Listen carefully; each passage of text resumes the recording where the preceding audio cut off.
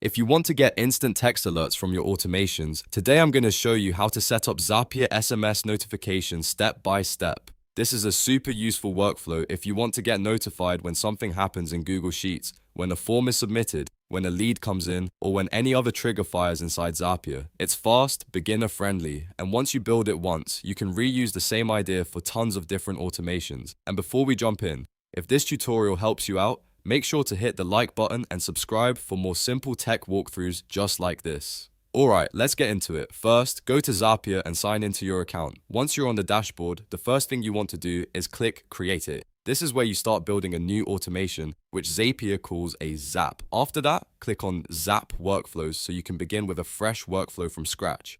Now you're going to set up the trigger, which is the event that starts everything.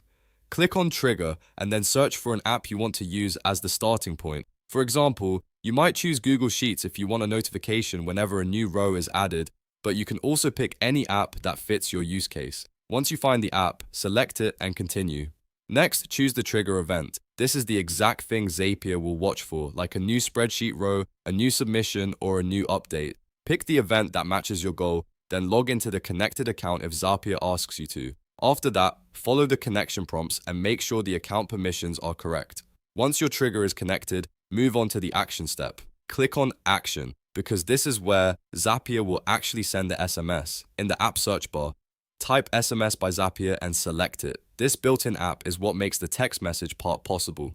Now click on Choose an event and select the SMS action you want to use. Depending on your setup, this may be a simple send message option or another SMS-related event. After choosing the event, log into the account or confirm the connection if Zapier asks for it. This part is important because it links your automation to the phone number or messaging setup that will send the text. Once both the trigger and action are connected, click Build It in the top area so Zapier can open the configuration screen. Here, you'll fill in the details for your SMS notification. This is where you define what the text message should say, who should receive it, and what data from your trigger should be included. For example, you can add the name of the lead, the message content, or any dynamic fields from the trigger step so the SMS is personalized. Take a moment to review everything carefully because this is the part that makes the automation actually useful. When everything looks good, click Test Run. This lets Zapier check whether the workflow works correctly before you publish it.